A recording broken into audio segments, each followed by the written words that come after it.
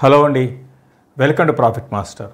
ఇక ఈరోజు ఈ వీడియోలో మనం ఓవరాల్గా మార్కెట్స్ ఎలా ఉంటాయి, అదేవిధంగా రీసెంట్గా రిజల్ట్ తర్వాత కొన్ని స్టాక్స్ క్వాలిటీ స్టాక్స్ బాగా కరెక్ట్ అయినాయి, వాటిలో ఇది మంచి అవకాశమా ఇన్వెస్ట్మెంట్ చేసుకోవడానికి లాంగ్ టర్మ్ కోసము అనే అంశాలు, దాంతోపాటు రీసెంట్గా రిజల్ట్స్ పోస్ట్ చేసిన ఒక ఎన్బిఎఫ్సి స్టాక్ గురించి మనం మాట్లాడుకుందాం. క్వాలిటీ స్టాక్ అన్నమాట. ఫ్యూచర్లో మంచి రిటర్న్స్ ఇవ్వడానికి అవకాశం ఉంది ఈ కంపెనీ నుంచి మనకి, కాబట్టి దాని గురించి మాట్లాడుకుందాం. ఇక ఓవరాల్గా మార్కెట్స్ గురించి మాట్లాడుకుందాం.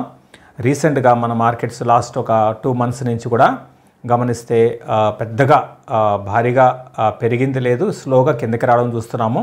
అయితే అంటే రేంజ్ బౌండ్లో ఉందని చెప్పాలి. ఒక 1400 points పడింది, బట్ అక్కడక్కడే అంటే దగ్గరగా గమనిస్తే ఒక 24,600 ఇప్పుడు ఉంది. అయితే లాస్ట్ కొన్ని రోజుల్లో కూడా ఇదే రేంజ్ బౌండ్ మనకి రేంజ్ బౌండ్లోనే కొనసాగుతుంది. అయితే ఇక్కడ గమనించాల్సింది అంటే నిఫ్టీలో మనకి పెద్దగా పడింది లేదు కానీ, బట్ స్టాక్స్లో భారీ కరెక్షన్ చూసాం. ఈవెన్ రిజల్ట్స్లో చిన్న అనుకున్న దానికంటే కొంచెం ఒక 2 కోట్లు 3 కోట్లు ప్రాఫిట్ తగ్గింది అనగానే ఆ కంపెనీని బాగా పనిష్ చేయడం చూసాము. అంటే రిజల్ట్స్ కొంచెం తగ్గినా కూడా ఆ స్టాక్ 30% 40% రీసెంట్గా కరెక్షన్ చూసాం. Majority mid and small cap రీసెంట్గా బాగా పడ్డాయి అన్నమాట. సో ఇది ఒక మంచి అవకాశమా అనే అంశాల గురించి కూడా మాట్లాడుకుందాం. దానికంటే ముందు ఇక్కడి నుంచి మార్కెట్స్ ఎలా ఉంటాయి అనేది గమనిస్తే నేను అనుకోవడము, మార్కెట్స్ ఈ విధంగా పడ్డానికి ప్రధానంగా కారణం ఏంటి అంటే ఎఫ్ఐఎస్ నుంచి మళ్ళీ సెల్లింగ్ అనేది స్టార్ట్ అయింది. జూలైలో దగ్గరగా 45,000 crores నెట్ సెల్లర్స్గా ఉన్నారన్నమాట.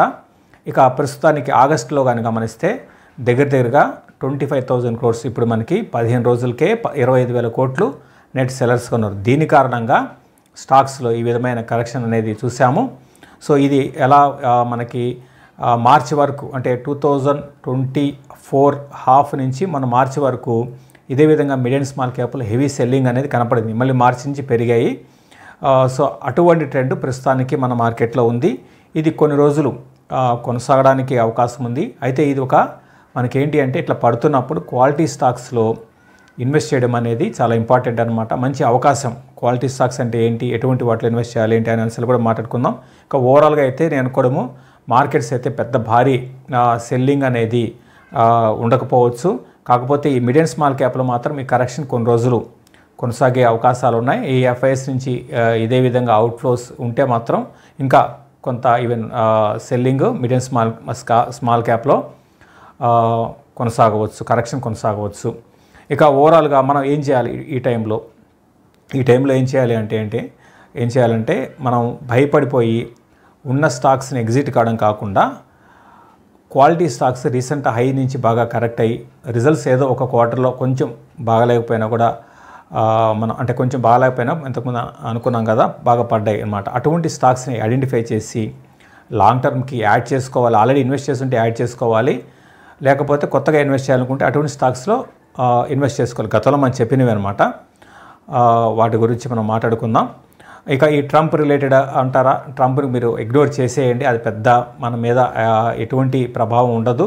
ఫ్యూచర్లో అమెరికా మన మీద ఆధారపడాలి కానీ మనం అమెరికా మీద ఆధారపడాల్సిన అవసరం లేదు. ప్లస్ ఇంకోటి, అమెరికా ఇండియాని వదులుకోదు. ఇప్పుడు ట్రంప్ బెదిరింపులు ఇవన్నీ కూడా టెంపరీ, అది గుర్తుపెట్టుకుని టారిఫ్స్ గురించి ఎక్కువగా చర్చలు మనం చూస్తున్నాం సోషల్ మీడియాలో. ఇవన్నీ కూడా పెద్ద పట్టించుకోవాల్సిన అవసరమైతే లేదు. ఎందుకంటే మన ఇండియన్ మార్కెట్ అనేది అమెరికాకి చాలా పెద్ద మార్కెట్ అనమాట.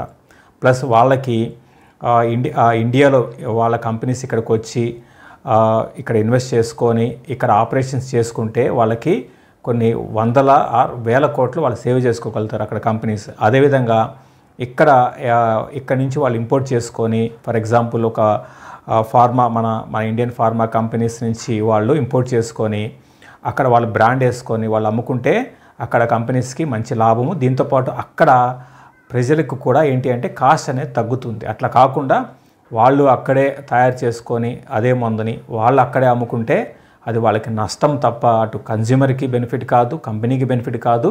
కాబట్టి ఇవి సస్టైన్ కావు. ఇదంతా ట్రంప్ ఎందుకు చేస్తున్నారంటే అందరూ యుఎస్లోనే మ్యానుఫ్యాక్చరింగ్ చేసి అక్కడే తయారు చేసిన ప్రోడక్ట్ని వాళ్ళే కొనుక్కోవాలనే ధోరణితో చేస్తున్నాడు. ఇవన్నీ కూడా సస్టైన్డ్ కావండి. యుఎస్ ఎకానమీ ఈ ధోరణితో ఉంటే ముందుకు వెళ్ళే అవకాశాలు కాదు, కొలాప్స్ అయిపోతుంది అనమాట. యుఎస్ ఎకానమీ కొలాప్స్ అయిపోతుంది త్వరగా. నిర్ణయాలు మళ్ళీ మార్చుకొని మన ఇండియా మీద ఈ టారిఫ్లు తగ్గించి ప్లస్ ఇండియా నుంచి ఇంకా ఎక్కువ ఇంపోర్ట్ చేసుకుంటే వాళ్ళకే మంచిది, మనకు కాదు. సో మనకేం ఎటువంటి ప్రాబ్లం లేదు. కాబట్టి దీని గురించి మనం ఎక్కువ మాట్లాడుకోవాల్సిన అవసరం అయితే లేదు. ఇక స్ట్రైట్ అవే మనం అనుకున్నాం కదా, రీసెంట్గా మంచి కంపెనీస్ బాగా పడ్డాయి. అందులో ఫర్ ఎగ్జాంపుల్ నారాయణ హృదయాలయ, ఇది గతంలో మనం చెప్పాము, చాలా సందర్భాలు చెప్పుకుంటూ పోతున్నాము. ఎవరు ఎక్కడ కొన్నా కూడా అందరికీ మంచి రిటర్న్స్ ఇచ్చింది. కాకపోతే ఏంటంటే అందరూ కూడా టైం అనేది ఎక్కువ ఇటువంటి కంపెనీస్ని లాంగ్ టర్మ్కి పెట్టుకోవాలండి. లాంగ్ టర్మ్ కంటే ఏంటంటే 4 ఏళ్ళు 5 ఏళ్ళు 6 ఏళ్ళు అనమాట. ఇప్పుడు కాదు, గతంలో ఒక 1 year బ్యాక్ అనుకుంటా ఒక ఆయన మెసేజ్ చేశారు, నారాయణ హృదయాలయ మీరు చెప్పారని కొన్నారు, 1200 1100 అక్కడక్కడే ఉంటుంది లాస్ట్ 6 నెలలు కానీ అక్కడి నుంచి చూస్తే 2300కి వెళ్ళింది. అదంతా జస్ట్ ఒక మ్యాటర్ ఆఫ్ కొన్ని నెలల్లో జరిగిపోయిందనమాట. కాబట్టి ఏంటంటే మనం టైమింగ్ అనేది మనం చేయలేం. కాబట్టి మంచి స్టాక్ని మనం కరెక్షన్స్లో కొనుక్కొని యాడ్ చేసుకుంటూ ముందుకు వెళ్ళాలి. ఇది సో ఇటువంటి కంపెనీస్ని నారాయణ హృదయాలయ రీసెంట్గా 2300 నుంచి 1700కి వచ్చేసింది అనమాట. దీన్ని కరెక్షన్స్లో మీరు కొనుక్కోవచ్చు. ఆల్రెడీ కొన్న వాళ్ళు హోల్డ్ చేయండి. మళ్ళీ లాంగ్ టర్మ్లో ఇది ముందుకు వెళ్ళే అవకాశాలు ఉంటాయి. ఇటువంటి స్టాక్ని మీరు కంగారు పడాల్సిన అవసరం లేదు. స్టాక్ మార్కెట్లో భారీగా పడ్డము, భారీగా పెరగడం ఇవన్నీ కూడా ఏంటంటే చాలా సెన్సిటివ్ అనమాట స్టాక్ మార్కెట్స్. అందుకని షార్ప్గా జరుగుతూ ఉంటాయి. రెండు కూడా పడ్డము షార్పు, పెరగడము కూడా షార్ప్ ఉంటుంది. అయితే మంచి కంపెనీస్లో అయితే పెరగడం కన్నా పడ్డమే షార్ప్గా ఉంటుంది, అది గుర్తుపెట్టుకోండి.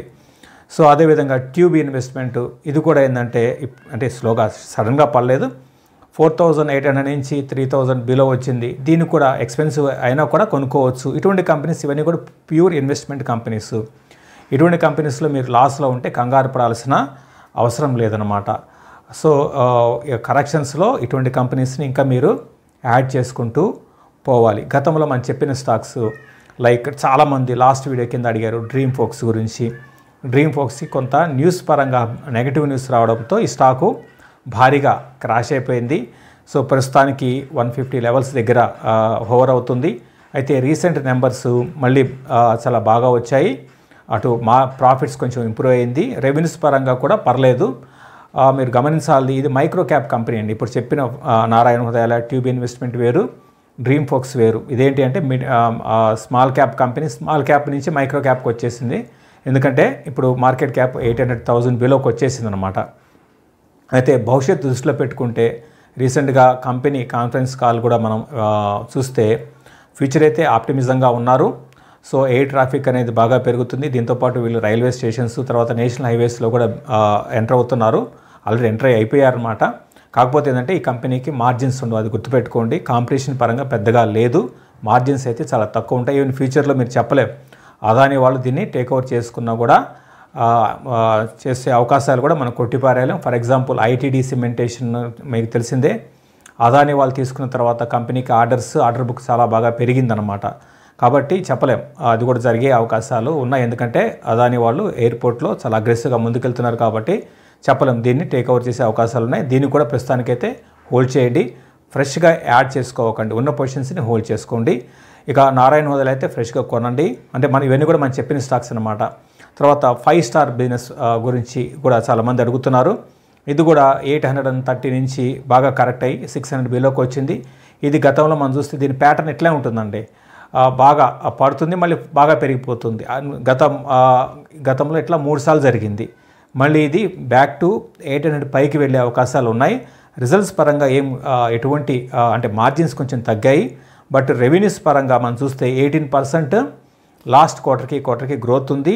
ప్లస్ ఇంకోటి ఏంటంటే ఫ్యూచర్లో మీరు గుర్తుపెట్టుకోండి, ఓవరాల్గా బ్యాంకింగ్ ఎన్బిఎఫ్సిలో నేను ఎన్బిఎఫ్సిస్ మీద చాలా పాజిటివ్గా ఉన్నానండి. ఎందుకంటే ఎన్బిఎఫ్సిస్ ఏం చేస్తాయంటే చిన్న లోన్స్, అంటే మరి ముఖ్యంగా 5 స్టార్ ఏం చేస్తారంటే వ్యాపారం కోసము అటు ఊళ్ళల్లోనూ తర్వాత టైర్ 2 సిటీస్లోను తర్వాత గ్రామాల్లోనూ చిన్న అమౌంట్లు, పెద్దవి కాదు, 2 లక్షలు 3 లక్షలు అంటే 7 లక్షల లోపల టికెట్స్ ఏదనమాట, ఇవి ఇస్తూ ఉంటాయి. సో ఫ్యూచర్లో చాలా వ్యాపారాలు మనకి అంటే మనం చూస్తున్నాం రీసెంట్గా ఈ స్మాల్ స్కేల్ ఇండస్ట్రీ అనేది చాలా స్ట్రాంగ్గా ముందుకు వెళ్తుంది. చిన్న వ్యాపారాలు చేసుకునే వాళ్ళకి ఇటువంటి కంపెనీస్ లోన్స్ ఇస్తాయన్నమాట. సో కాబట్టి ఏంటంటే వీళ్ళకి మార్జిన్స్ మీరు గమనిస్తే ఎన్బిఎఫ్సిస్లో హయ్యెస్ట్ మార్జిన్స్ ప్రస్తుతానికి ఉన్నాయి. అయితే రీసెంట్గా కొంచెం తగ్గడం స్టార్ట్ అయింది. అయినా సరే ఫ్యూచర్లో వాల్యూమ్స్ ఇంకా పెరిగే అవకాశాలు ఉంటాయి. కాబట్టి ఈ స్టాక్ని కూడా మీరు యాడ్ చేసుకోవడానికి ప్రయత్నం చేయండి. మళ్ళీ బ్యాక్ టు పాత లెవెల్స్కి వెళ్ళే అవకాశాలు ఉంటాయి. బట్ టైం పడుతుంది, ఒకేసారి కాకుండా మీరు కొంచెం కొంచెం యాడ్ చేసుకుంటూ పోండి. ఇవన్నీ కూడా గతంలో మనం చెప్పిన స్టాక్సే, ఇవన్నీ కూడా మంచి స్టాక్సే. మీరు ఓపిక ఉండాలండి. ఫస్ట్ థింగ్ ఏంటంటే అందరికీ ఓపిక ఉండాలి. ఫర్ ఎగ్జాంపుల్ గతంలో ఇంకా లాంగ్ బ్యాక్ వెళ్తే మనం చెప్పిన స్టాక్స్ గ్లెన్మార్క్ చెప్పాం. అది కానీ గమనిస్తే ఒక దశలో 400 కూడా వచ్చేసింది 23లో. 23 జనవరిలో 400 రూపీస్కి వచ్చిందనమాట. అక్కడి నుంచి కానీ గమనిస్తే ఈరోజు 2000 ఎంత పెరిగింది? పర్సెంటేజ్ పరంగా 400% పెరిగిందండి. అంటే 400 రూపాయల నుంచి 2000కు. ఇదంతా కూడా ఒక 23 అంటే 2.5 ఇయర్స్లో జరిగిందనమాట. కాబట్టి ఓపిక ఉండాలి. గ్లెన్మార్క్ గతంలో మనం చాలా స్ట్రాంగ్గా చెప్పాం. అందరికీ మంచి రిటర్న్స్ వచ్చాయి. మల్టీ బ్యాగర్ అయిపోయింది గ్లెన్మార్క్. అదేవిధంగా థైరోకేర్ ఇది కూడా బాగా సతాయించింది. తర్వాత ఇప్పుడు మళ్ళీ బ్యాక్ టు 1300 నుంచి 1400కి వచ్చేసింది. ఇది కూడా 2.5 ఇయర్స్లో జరిగింది. ఇవన్నీ కూడా పడుతున్నప్పుడు అప్పుడు కూడా చెప్పాము మనం, థైరోకేర్ కానీ గ్లెన్మార్క్ పడుతున్నప్పుడు కొనుక్కోండి అని చెప్పాము. కొన్నందరికీ మల్టీ బ్యాగర్స్ రిటర్న్స్ వచ్చింది. కాబట్టి మంచి కంపెనీస్ని మనం టైమింగ్ చేయలేం. కాబట్టి పడుతున్నప్పుడు కొనుక్కొని బాగా ఓపికతో లాంగ్ టర్మ్కి ఉండాలి. ఎప్పుడు మనం ఎగ్జిట్ కావాలి అంటే కంపెనీ రెవెన్యూస్లో తగ్గుదల ఉన్నప్పుడు, తర్వాత ఆ కంపెనీకి భవిష్యత్తు లేదు అని మీరు అనుకున్నప్పుడు అప్పుడు ఎగ్జిట్ కావాలి. సో ఇప్పుడు చెప్పుకున్న కంపెనీస్లో కొంచెం డ్రీమ్ ఫోక్స్ ఒకటి కొంచెం మనం ప్రస్తుతానికి అవాయిడ్ చేయండి. మిగతా కంపెనీస్ అన్నీ కూడా ట్యూబ్ ఇన్వెస్ట్మెంట్, నారాయణ హృదయాల ఇటువంటివన్నీ కూడా మీరు ధైర్యంగా ఇన్వెస్ట్ చేసుకోవచ్చు. ఇక గ్లెన్మార్క్, థైరోకేర్ అయితే ఇప్పుడు కాదులేండి, ఆల్రెడీ ఇన్వెస్ట్ చేసిన వాళ్ళ గురించి చెప్పాను కాబట్టి వీటిలో అయితే ప్రస్తుతానికి ఉన్న పొజిషన్స్ని హోల్డ్ చేసుకోండి. ఇక ఒక కంపెనీ, మంచి కంపెనీ అనుకున్నాం కదా, రీసెంట్గా బాగా నెంబర్స్ అనౌన్స్ చేసి ఫ్యూచర్లో మంచి రిటర్న్స్ ఇవ్వడానికి అవకాశం ఉన్న కంపెనీ ఏంటి అంటే పూనావాలా. ఒక 3-4 ఇయర్స్ బ్యాక్ అందరూ పూనావాలా అన్నారు. అప్పుడు ఆ టైంలో నేను కొంచెం ఆగమండి అని చెప్పాను. బట్ లాస్ట్ ఒక 5-6 నెలలుగా పూనావాలా మీద నేను పాజిటివ్గా ఉన్నాను. అప్పటికి ఇప్పటికీ ఏంటి అంటే గ్రోత్ పరంగా బిజినెస్లో చాలా మార్పులు వచ్చాయి. చాలా రోబస్ట్ గ్రోత్ అనేది కనపడుతుంది. ఇది కూడా ఎన్బిఎఫ్సి కిందే వస్తుంది. అసెట్ క్వాలిటీ అనేది కూడా బాగా ఇంప్రూవ్ అవుతుంది ఫ్యూచర్లో. ప్రస్తుతానికి ఇంప్రూవ్ అయింది కూడా. కాబట్టి దీన్ని మీరు ఒక ఇన్వెస్ట్మెంట్ లాంగ్ టర్మ్ కోసం, అది కూడా 4-5 ఏళ్ళు మళ్ళీ ఈరోజు కొనేసి పడంగానే మళ్ళీ కంగారు పడిపోయి అట్లా కాదండి. ఇన్వెస్ట్మెంట్ చేయగలిగితే పూనావాలాలో లాంగ్ టర్మ్కి బాగుండే అవకాశాలు ఉన్నాయి. ఇప్పుడు కానీ గమనిస్తే పూనావాలా 450 రూపీస్ అనమాట, 456 రూపీస్. రీసెంట్ నెంబర్స్ మీరు గమనిస్తే లాస్ట్ ఇయర్తో పోల్చుకుంటే దగ్గరగా 34% రెవెన్యూ గ్రోత్ అండి. ఫస్ట్ మీరు ఫోకస్ చేయాల్సింది, ఎప్పుడు కూడా కంపెనీ అగ్రెసివ్గా ముందుకు వెళ్తూ ఉంటే మనకి కనపడేది ఏంటి అంటే రెవెన్యూస్ గ్రోత్ కనపడుతుంది. ప్రాఫిట్స్ని పక్కన పెట్టండి, మీరు పీఈలు ఇవన్నీ పక్కన పెట్టండి. ఫస్ట్ రెవెన్యూ గ్రోత్ అనేది ఇంపార్టెంట్. స్లోగా వన్స్ రెవెన్యూస్ని వాళ్ళు ఎస్టాబ్లిష్ చేసుకొని ముందుకు వెళ్తే మార్జిన్స్ అనేది ఆటోమేటిక్గా పెరిగిపోతాయండి. కాబట్టి మీరు మార్జిన్స్ చూడకండి. ఫస్ట్ మీరు చూడాల్సింది కంపెనీలో టాప్ లైన్ గ్రోత్ ఎలా ఉంది, ఎంత ఫాస్ట్గా ఉంది. ఒక ఎన్బిఎఫ్సిలో 34% రెవెన్యూ గ్రోత్ ఉన్నప్పుడు బ్లైండ్గా మనం కొనుక్కోవచ్చు. సో ఇంతకుముందు నేను చెప్పినట్టుగా ఓవరాల్గా ఫైనాన్స్ రిలేటెడ్ కంపెనీస్లో అంటే హోమ్ ఫైనాన్సు, బ్యాంక్స్, తర్వాత ఎన్బిఎఫ్సిస్లో ఎక్కువగా ఎన్బిఎఫ్సిస్లోనే ఇక్కడి నుంచి రిటర్న్స్ రావడానికి మనకు అవకాశం ఉంటుంది. దాని దృష్టిలో పెట్టుకుంటే ఫ్యూచర్లో పూనావాలాలో మంచి రిటర్న్స్ మనం ఎక్స్పెక్ట్ చేయొచ్చు.